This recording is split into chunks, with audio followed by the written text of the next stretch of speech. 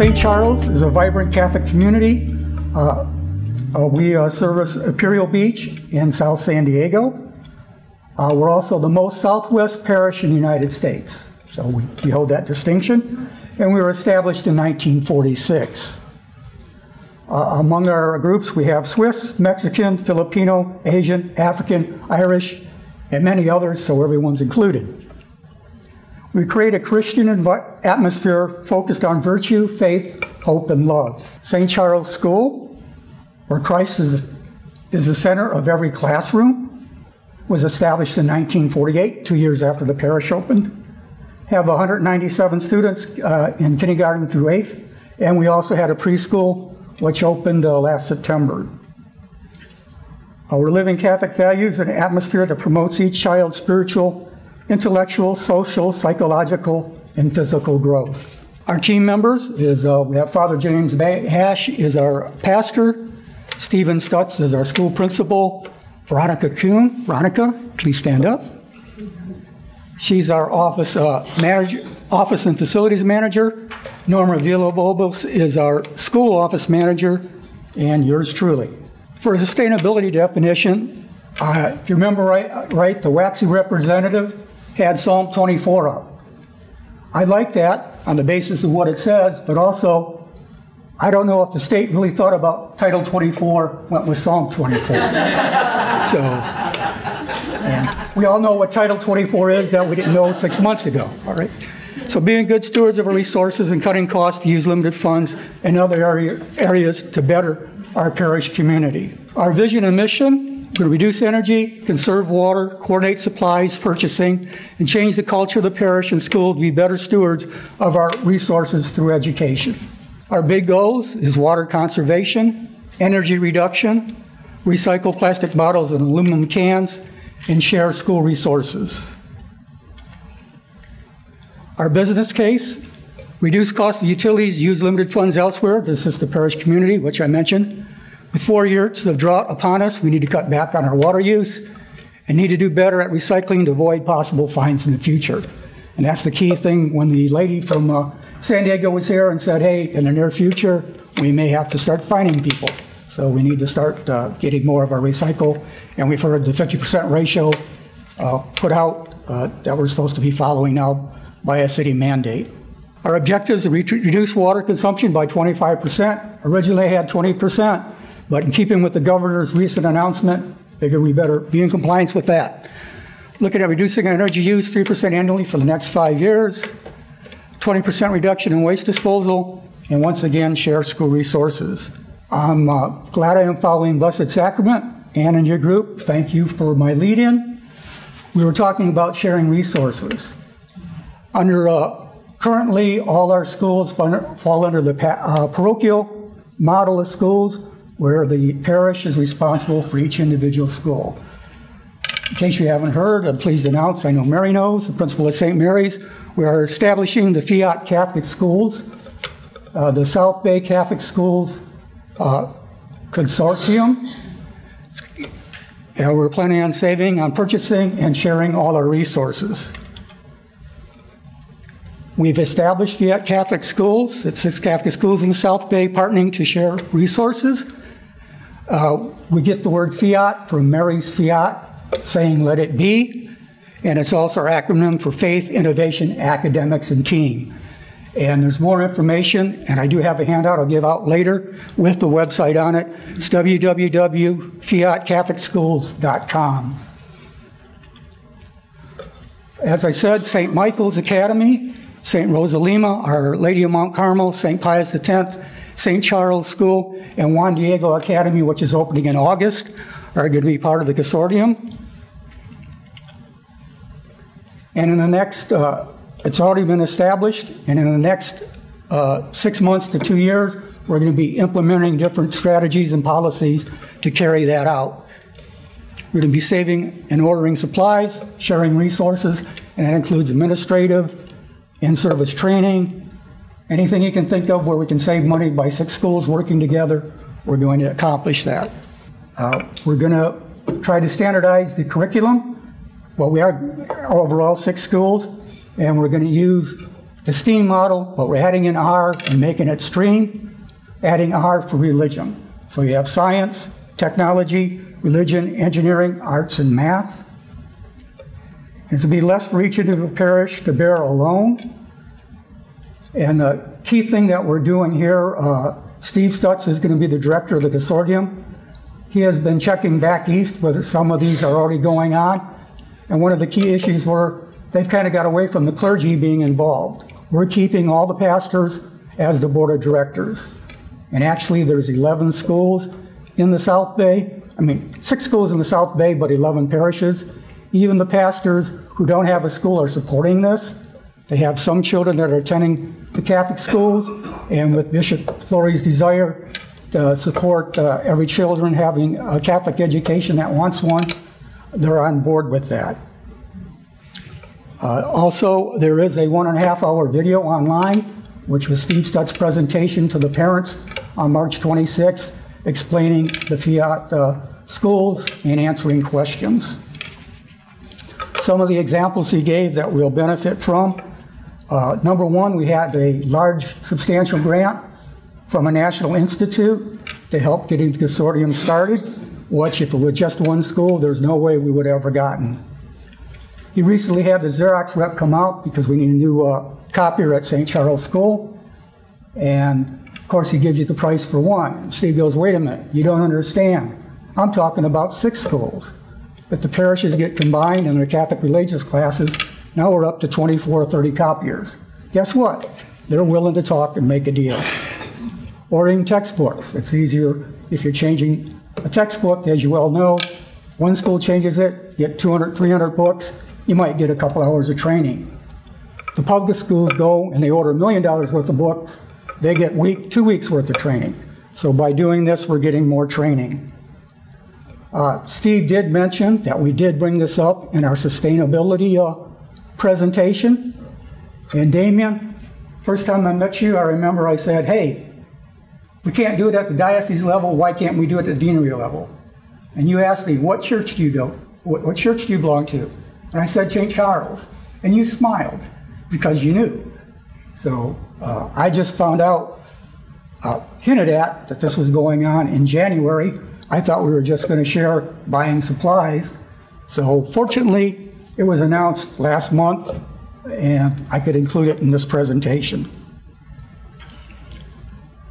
Also, another advantage is a lot of the schools, when the enrollment goes down, they start looking at closing the schools.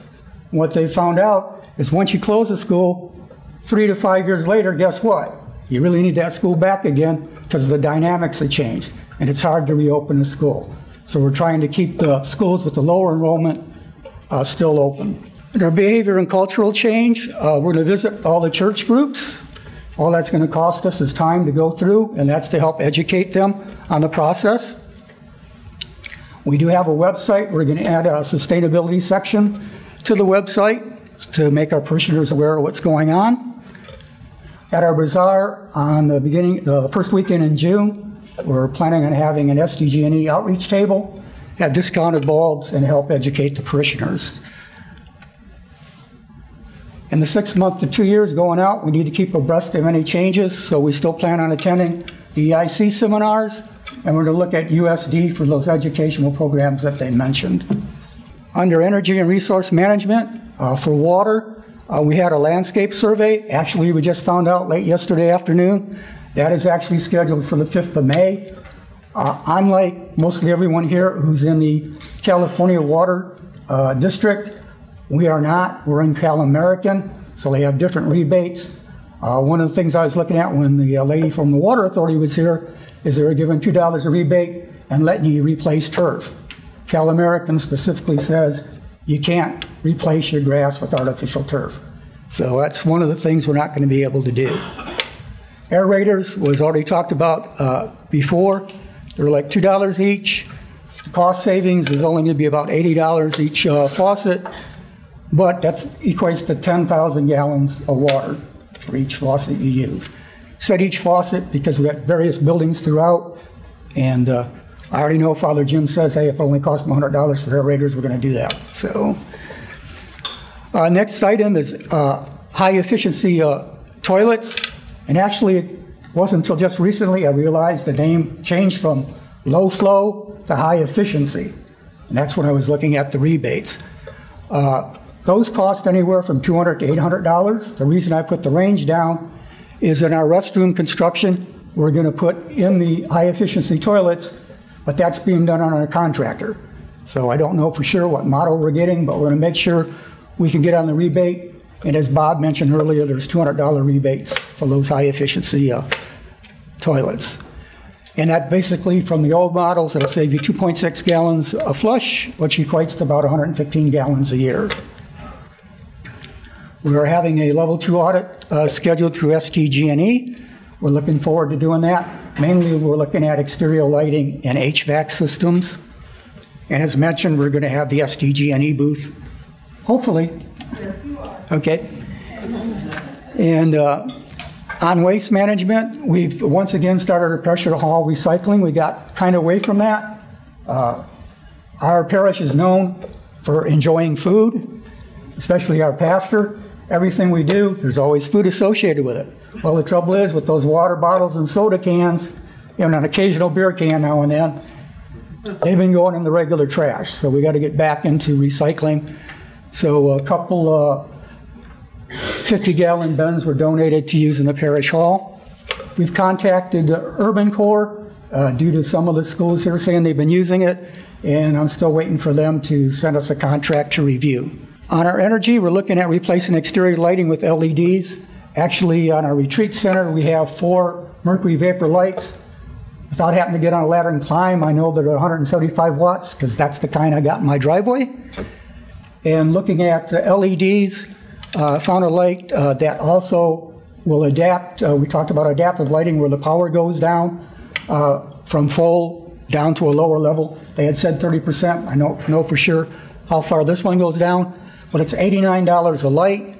There's a $50 rebate from SDG&E for that. That makes the cost $39.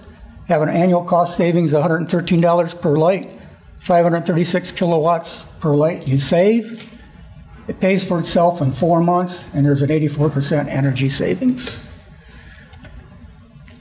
Looking out to 2 or 5 years, being that we live in the coastal area, we want to take advantage of our breeze that we get off the ocean. Instead of going with HVAC, which is more expensive, we're looking at going for the huge fan in church. Some of you know the actual name of the company, but they do make a subtle logo, so they tell us that you won't have the donkey with, you know what, facing you.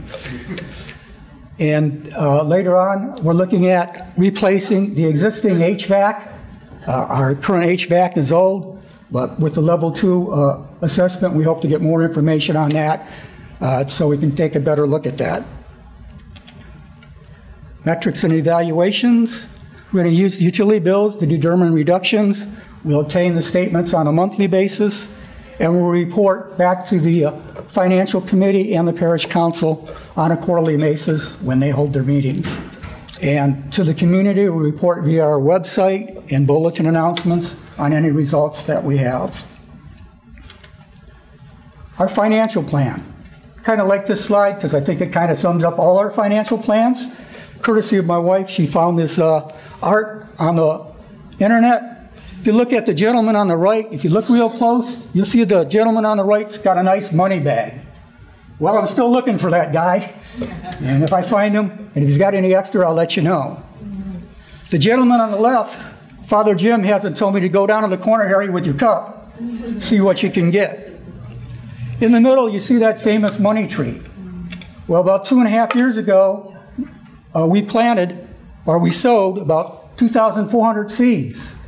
About 25% of that have taken root and actually grown and provided some greenbacks, and we've made 75% of our campaign. So we have a campaign going. We've built our preschool. We've paved the parking lot. And gee, I wish they made white asphalt, cut down on the heat. And we are now in the process of moving our tabernacle, changing the confessionals, and enlarging our restrooms. The restrooms are last on that list, so anything I've added on we'll have to wait until all that's accomplished before we can get funding for that, unless I find that rich guy. So. Resources requirements, need one right now, volunteer sustainability rep. And as we all know, it's not just a 6-month task, it's going to be a little longer. Church maintenance personnel can perform a lot of the tasks we need to do. Parish office facilities manager and the school office manager will be deeply involved in what we're doing. For technology, we do have techs coming out for the water survey by Cal American and SDG&E for the level 2 audit. Finances, I just kind of covered it with the money tree. And the bulletin and website we'll use to communicate, and we'll use the EIC mainly and USD for continuing education to keep abreast of new initiatives. Our largest risk is establishment of the Fiat Catholic schools. Concerns of parents have to be overcome. Director Steve Stoltz did an excellent job at the parents' presentation. He gave well thought out answers, very convincing, and I think we have the right person in the job. And sharing our resources will be beneficial to all. That's just a win-win for everybody. On the downside, regrettably, St. Charles is losing a stellar principal. And he announced his resignation last month. He'll be resigning in July, and we'll get a new principal. There are some risks in the exterior lighting, ensuring desired coverage, but I think that'll work. My main concern is with our high steeples. We may just have to go with dawn to dusk instead of the lower light, because I don't know if it'll sense that high up. They do have an expected 16-year lifespan, which means once they go out, you have to replace the whole unit. However, they do pay themselves almost immediately in 4 months. So I think it's worthwhile doing. Achieved so far, we requested the water and electrical and HVAC survey. We have started our own recycling in the parish hall. We've contacted Urban Corps to do the school recycling. We've briefed the parish council and finance committee. For recognition, I definitely want to recognize Principal Steven Stutz for accepting the challenge of leading the Fiat schools, and also to our South Bay deanery pastors to have the willingness to go ahead and proceed. And to get 11 pastors to agree on something is really an accomplishment. So I really think this is basically one of those other pilot programs, just like this was, that the diocese is going to look at and see how it goes. Okay, we've made some initial progress on a long journey. Perseverance and determination will allow us to meet our goals, and together we can make this happen.